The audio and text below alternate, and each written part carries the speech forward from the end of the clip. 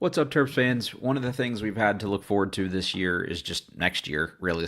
Really, I mean that's kind of where I think a lot of us are at, and the recruiting pieces for future teams here.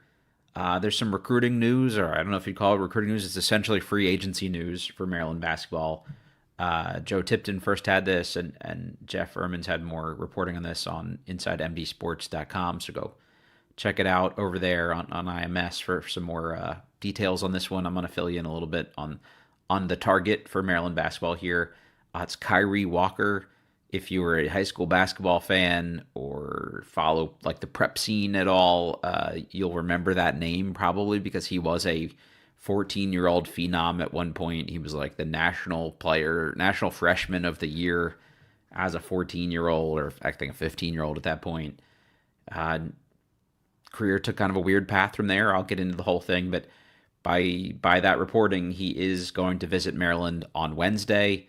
I guess the question is he a really late season addition here for the Terps, like the way James Najee came out of the G League, or Abdullah Ahmed?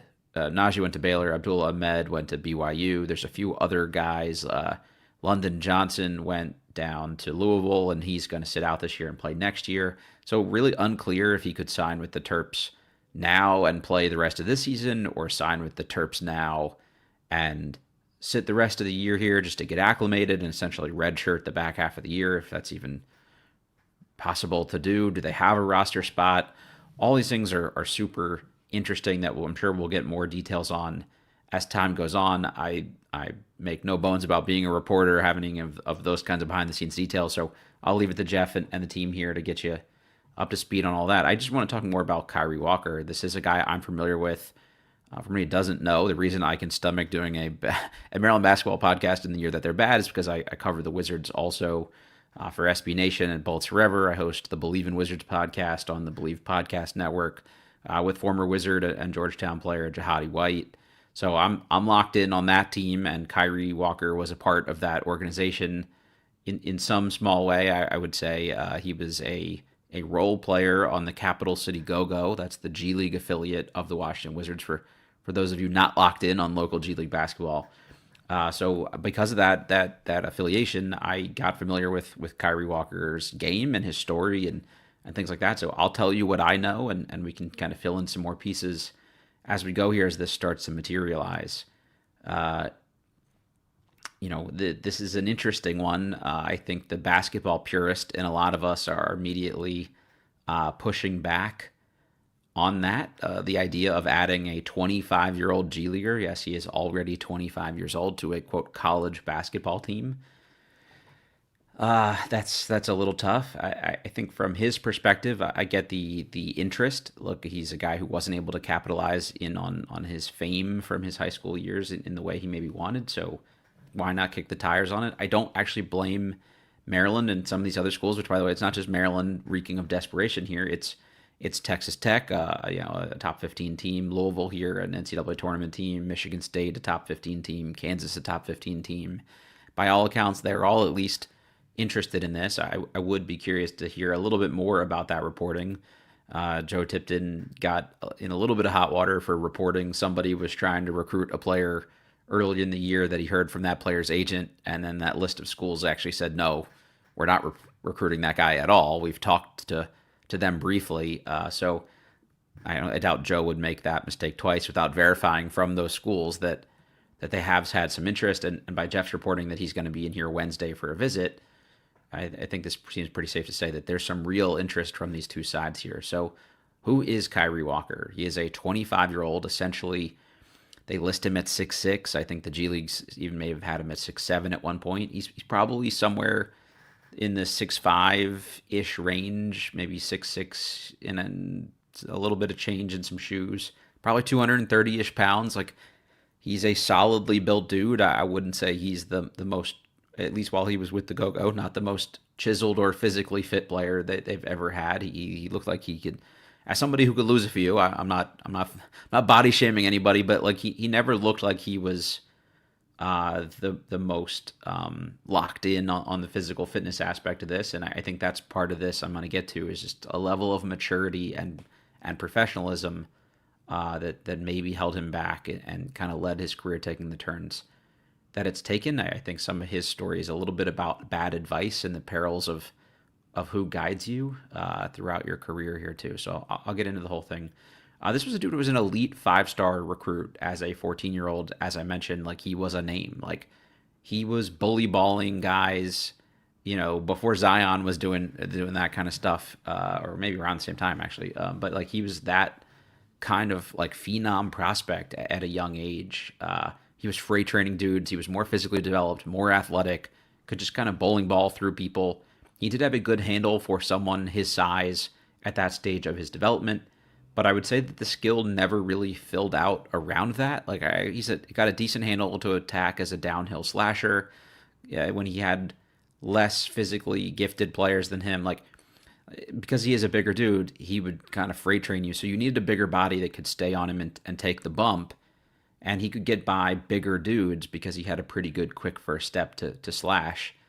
The quicker players were usually a little too small for him, so he could kind of bully ball them a bit. So it worked in certain matchups, but the jump shot never came around to enable him to really do that enough. And he wasn't this relentless, tireless motor player like a Solomon Washington is, to the point where he could really exploit any of those mismatches, again, at like the G League level, enough to really carve out much of a role for himself.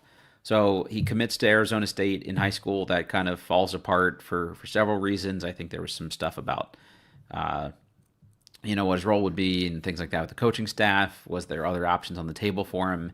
This is where some of the story gets a little weird here. I think, like I said, there's probably some bad advising going on here, and someone convinced them that, hey, there's this trend at the moment. If you remember a guy like Darius Baisley, who was a big-time high school recruit, he opted not to go to college at all and work out full-time as a Puma ambassador. Like this was kind of a moment in time where you couldn't come out of high school, but they wanted to have like a lane for guys that weren't necessarily like college bound, essentially, or guys who didn't want to spend 1 year as a fake college student. And that was really kind of where Kyree Walker was coming from, I think, of like, I don't want to do this. I want to be a pro basketball player, so I should train to be a pro basketball player. And this was around the time like the G League Ignite was becoming a route and a path for people. Kyree opted to join a program called Chameleon BX. For anybody that is local, you're a Wizards fan, you may remember this, or just an NBA fan. There was an NBA playoffs where Gilbert Arenas kind of famously missed 2 free throws as LeBron whispered in his ear. That absolutely cost the Wizards a chance to advance in that playoff series. And Gilbert was, by all accounts, he told me this directly, so I'm not misquoting him, but like just totally wrecked by that, and motivated though eventually, once he kind of got over it, to say like, I will be in the best possible shape that anybody can be in. And what that led him to do is to train with this Marine. It was a former Marine who was doing like some physical fitness training, and it was this whole like weird Gilbert Arenas story, as only Gilbert Arenas can do it, where he trained with this dude, and wear the weight vests before that was cool, and all the things, running with the parachute and stuff like that before it was like a super big deal. And the guy's name was Frank. Nobody ever really knew much about him, just that he had this black ops background. So he would bring Gil and some other NBA guys in for this black ops training. And eventually that story became big enough that Frank, last name redacted, whatever his deal is, started this thing called Chameleon BX to train a small group of elite prospects to just have that 1 year with him working on their game, and then they would eventually go pro. And that was just a weird situation because they wouldn't effectively play real basketball for that entire year. They would just work on their body,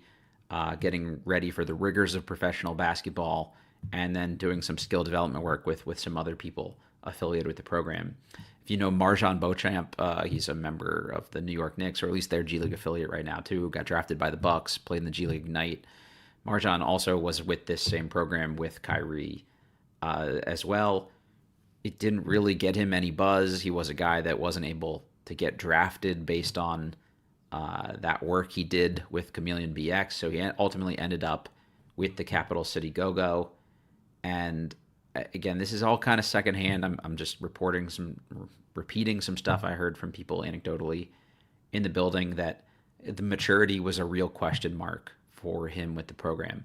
By all accounts, a nice kid, and at the time, a kid, 25 is maybe not a kid, but a nice young man, maybe is a better way to frame that, but just wasn't really self-aware enough to know exactly where he was in their spectrum of things. Like, if you are a guy that is not drafted and you're on a G League team with no real track record to speak of, and the other guys on this G League team are guys that like lit up college basketball and still didn't get drafted, like, you're working your way up from the bottom. And the vibe from Kyree was that maybe he didn't get that, or that he thought, like, I'm a former 5-star guy, I should just continually be treated like a 5-star guy, and I should hang on, that reputation should come with me and elevate my stature a bit. And I think maybe there was some expectation that, like, opportunities would be handed to him, and you never know what the front office folks were telling him at the time. So maybe that was accurate from his perspective, that he was promised some more opportunities that he didn't ultimately get. But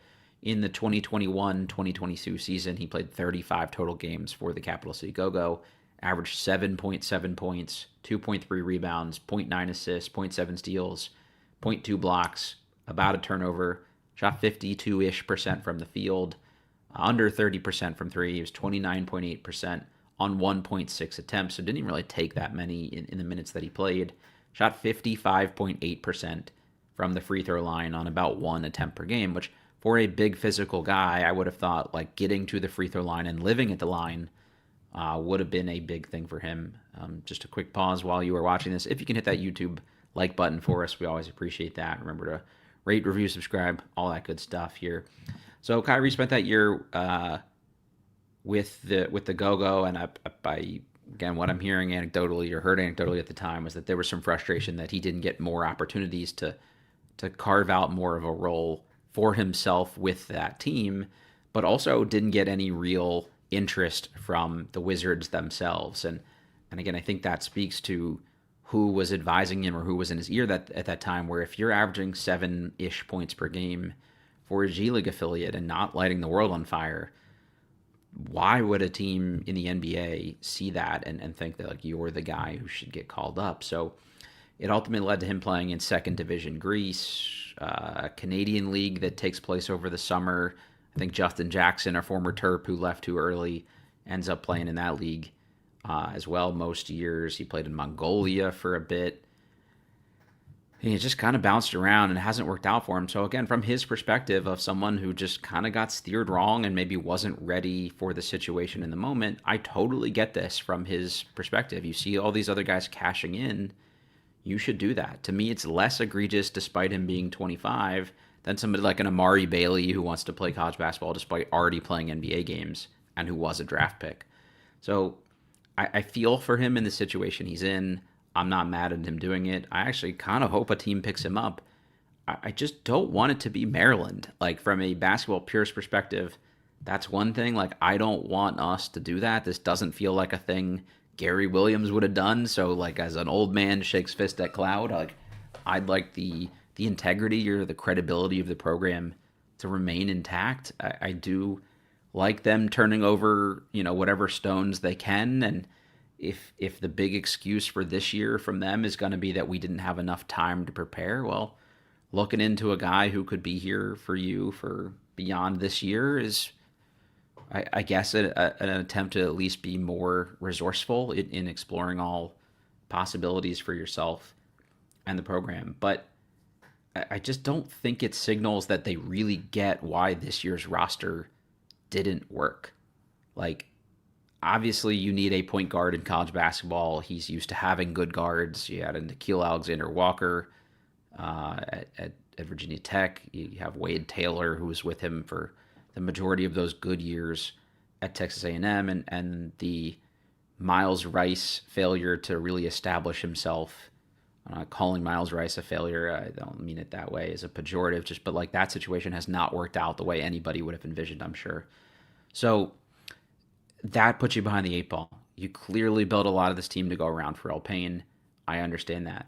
But I think what this year should also be signaling to them is the undersized, underskilled forwards can only get you so far. Solomon Washington is a hardworking player. I love the effort. I love the hustle. I love the accountability that he shows. No one is working hard enough from his perspective, even though I actually do think this team plays pretty hard and he specifically plays pretty hard. But there is just a ceiling that you're going to have with those kinds of guys. I think with this many freshmen that they're probably going to have to lean on next year, having older, veteran, more physically ready to get, experienced players is not a bad thing. So I'm not even really mad at him being 25. I don't love it, but like that's okay to me. Of like, okay, we need some dudes that are mature, at least physically. I want to see how he's matured personally. I want to see how his game is matured. But from a physical maturity perspective, he is a go out and like wreck it player. Like he's gonna just try to like bounce off of dudes and dunk on people in the lane and go coast to coast with some rebounds. So from a physicality perspective, I think he checks some boxes that they seem to look for. But unless he's really improved in this area, he was not a shooter. He was a non-shooter. Teams played off of him. I think part of the reason he couldn't drive and get to even the foul line is because guys sagged off of him so much that teams didn't know how to scheme to even use him effectively. He wasn't really much of a passer or a creator or facilitator for other people. He was a play finisher. And for a Maryland team that wants to play slow, I think his best attribute would actually be as a transition finisher next to someone playing crazy fast on the break or a guy who could grab and go himself. So I just don't really see the fit there or them like taking real lessons learned. That you look at the teams that are great in the Big Ten. Illinois is huge. They're the biggest team in the country, and because of that, they're dominating people on the offensive glass. Maryland wants to dominate you on the offensive glass with a bunch of 6'7" guys. That doesn't seem like it's gonna work to me. You look at another team that's really overachieved relative to expectations in Nebraska, and they are skilling you to death. They play a really smart defensive scheme where it's 5 guys on a string and they force bad shots in bad spots from the worst shooters. That's what Maryland wants to do. We're not executing anywhere near the level of the high feel, high IQ guys on this Nebraska team, despite them all being considerably less athletic. So their precision offense and the things that they're doing to score points offsets the nights where they're not bringing it defensively or there are bad matchups for them. Maryland basically just punting on having a good offense unless they can get rebounds or free throws, I just don't think is going to work in the Big Ten based on what we're seeing from the way they want to play. At least Michigan State, when they want to do some of those things, also wants to get out and run and be aggressive. So if this is a signal that maybe they're going to pivot more up-tempo and do some of those things, like I wouldn't be mad at seeing that from a fit perspective necessarily. But if this is to run it back to play exactly the same way again next year, I don't really know what that signals. He is a college basketball power forward. So another 6'7" power forward. All right, well, maybe you flip-flop a little bit and Bob Olototun plays the 3 offensively as your floor spacer. Okay, like great, whatever. And Walker could defend threes for sure. But offensively, the skill set is like a kind of a small ball big. And I just don't think that that's where I want to see this team go, and that may just not matter whatsoever, obviously, or it doesn't matter what I want to see, but I would have hoped that that's something they've learned, that having that many non-shooters on the court at a time is not going to work for you. If you bring back any of these guards, I think there will definitely be improvement, and we're seeing signs of growth from Darius Adams and Andre Mills, but neither of them are going to magically be elite shooters next year. Pharrell Payne, if he is back, is not going to be an elite shooter next year. I think Baba is your best bet at being a shooter next year, but you don't want to rely on a freshman 6'9" guy to be your best shooter on your roster. Austin Brown may need a redshirt year, like a guy that could be your best shooter. Adama Tambadou, not a shooter.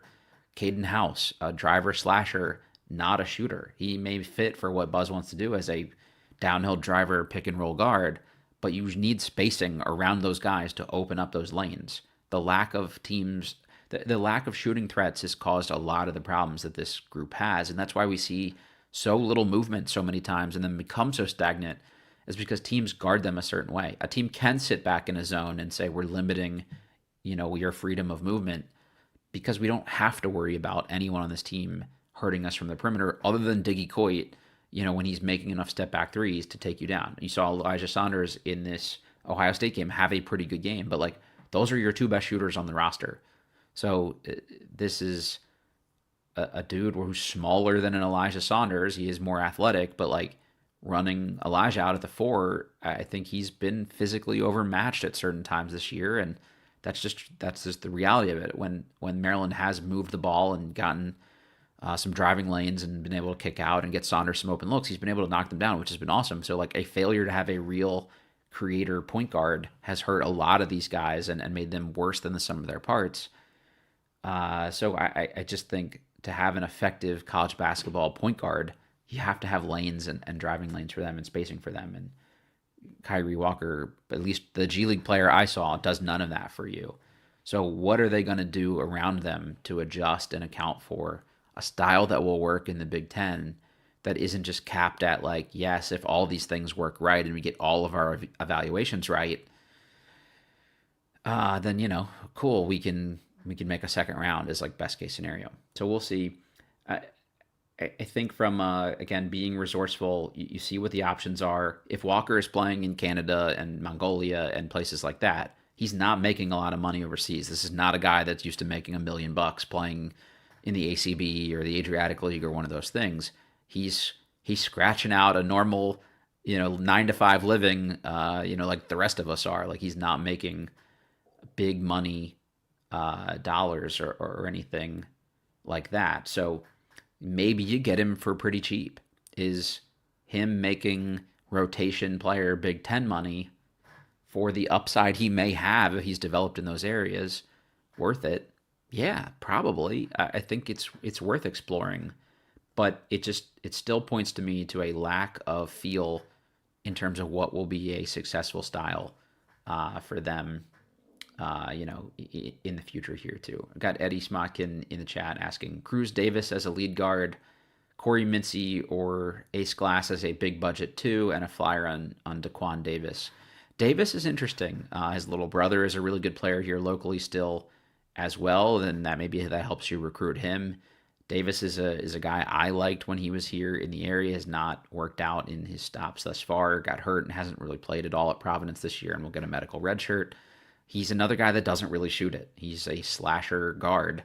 I wouldn't mind that because maybe you can get him cheap and bring him back close to home. And I like those kind of moves because at least it'd be a DMV guy, or he's I think a Baltimore guy, but the same kind of vibe. A local guy that you can root for and get excited about. So I like the Davis one. Ace Glass is represented by this exact same people that represent both Miles Rice and Isaiah Watts. He will not come here. Like, that's not worked out. Those guys won't be back. He will not be on this team next year, and the Terps couldn't afford him, even if they were. If you're not familiar with Ace Glass, go look him up. He's the latest Washington State player to tear it up here as a freshman. Corey Mincy, I mentioned, George Mason, by all accounts likes Tony. Tony Skinn, their coach, who could have been Maryland's coach in a different multiverse here. Corey is having a great year with a good team. If Tony Skinn gets a better job, let's say Ohio State, for instance, opens up and Tony Skinn ends up there, he's going to take a Corey Mincy with him. Like, that's just going to be a thing. So I don't know that that's particularly viable. And again, I don't think it really solves any of your like overall major deficiencies in how you're putting a team together. I like Corey a lot. I cover a lot of these other DMV teams. He's having a great year. He's shooting the ball particularly well, better than I probably would have expected on decent volume. He's shooting 43.3% on 5.5 attempts and averaging 16.6 points per game on one of the 3 best teams in the Atlantic 10. So that's awesome. He gets to the line a decent amount, just a little under 4 attempts per game, but he makes 90% of those attempts. So like Corey fits a lot of boxes you want to see from your guards, but he's a little undersized to be a Big Ten starting point guard. He's not Dickie Coit small, but he's about 5'11 and a half, maybe 6 feet, something like that. So you're still going to have some deficiencies, right? Like your whole offense next year can't also be catered around, let's hope our undersized point guard, who we have no spacing for and teams can double team, can magically just get tough jumpers off. Like his efficiency will plummet in a situation like that. It's the reason why once teams realize Diggy Coit is the only one that can beat them, he hasn't been able to go out and beat anybody because teams are going to scheme to stop that and just say literally anyone else on your team uh, can do that. Like can try to beat us, and we'll just live with that. So I think if you got a Kyree Walker on this roster in terms of expectation, he's to me probably somewhere between a Solomon Washington and a George Turkson. Like Turkson is not skilled enough or basketball IQ'd enough or experienced enough to be a productive Big Ten player. But he is an energy guy, so I think Walker could do some of those things, and he is a guy who could beat bigger guys down the floor and things like that, and use his athleticism and energy to produce some good plays.